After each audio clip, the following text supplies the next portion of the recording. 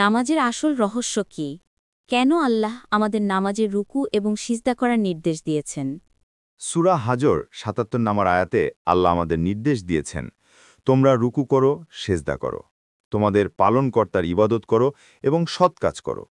নামাজের মধ্যে আমাদের রুকু এবং সিজদা এই দুটি খুব গুরুত্বপূর্ণ। রুকুর মাধ্যমে আমরা বিনয়ী, নম্র ও ভদ্র হতে শিখি, আর সিজদার মাধ্যমে আল্লাহর আদেশ মেনে চলার অঙ্গীকার করি। এই দুটি ধাপে আমরা আল্লাহর সাথে আধ্যাত্মিক সম্পর্ক স্থাপন করতে পারি। তাই যদি আমরা নামাজে এই অর্থগুলো বুঝে পড়ি, তখন নামাজের আসল তৃপ্তি ও স্বাদ লাভ করতে পারি। যদি নামাজ শুধু শরীর ও আনুষ্ঠানিকতা হয়, তাহলে তার আধ্যাত্মিক ফলাফল কেন আসে না?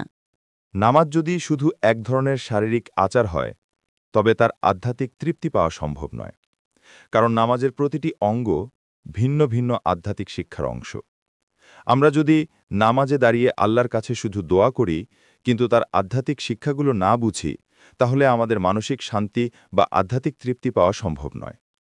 তাই আল্লাহ আমাদের নামাজে দাঁড়িয়ে রুকু ও সিজদার মাধ্যমে বিনয়ী ও নম্র হওয়া, তার আদেশ পালন করা এবং তারপর সৎ কাজ করা শিখিয়েছেন। দুরূদ পড়ার ক্ষেত্রে আমাদের কি সঠিক দৃষ্টিভঙ্গি থাকা উচিত? সূরা আহজাবের ৫৬ নম্বর আয়াতে আল্লাহ বলেছেন, নিশ্চয় আল্লাহ ও তার ফেরেশতারা নবীর প্রতি সল্লু করেন।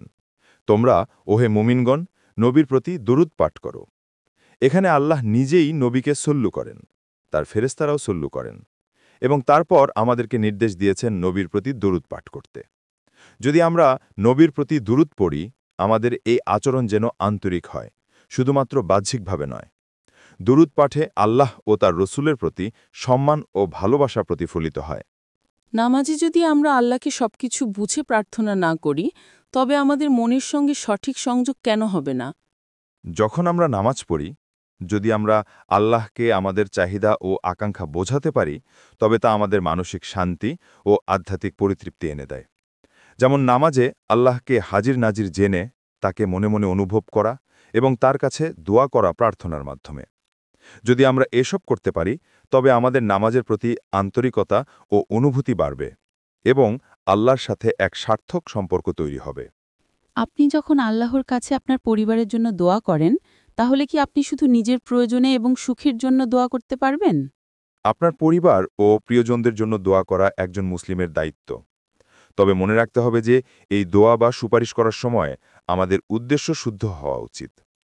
যেমন, আপনি যখন নিজের সন্তান বা পরিবারের সদস্যদের জন্য দোয়া করেন, তখন আল্লাহর কাছে আসলে তাদের সৎ পথে চলার জন্য আল্লাহর রহমত প্রার্থনা করবেন।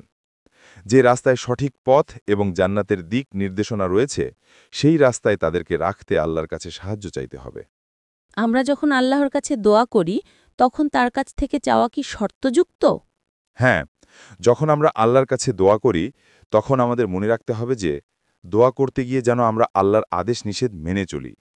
আল্লাহর হুকুম মেনে চলা, তার ইবাদত করা এবং সৎ কাজের প্রতি আগ্রহী থাকা, এসবই তার কাছ থেকে সফলতা পাওয়ার শর্ত।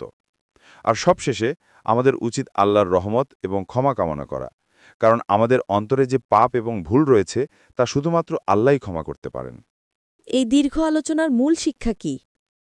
এই আলোচনার মূল শিক্ষা হল, নামাজ এবং অন্যান্য ইবাদতগুলো যেন শুধু শারীরিক আচার না হয়, বরং এগুলোর আধ্যাত্মিক অর্থ এবং শিক্ষাগুলো বোঝা প্রয়োজন। নামাজের মাধ্যমে আমরা আল্লাহর কাছে আত্মসমর্পণ করি, তার আদেশ মেনে চলি এবং আমাদের জীবনের উদ্দেশ্য যেন আল্লাহর নির্দেশনা অনুযায়ী চলে তা নিশ্চিত করি। নামাজের মধ্যে আমরা শুধু শরীরই নয়, মন ও আত্মার সাথে সংযোগ স্থাপন করতে পারি।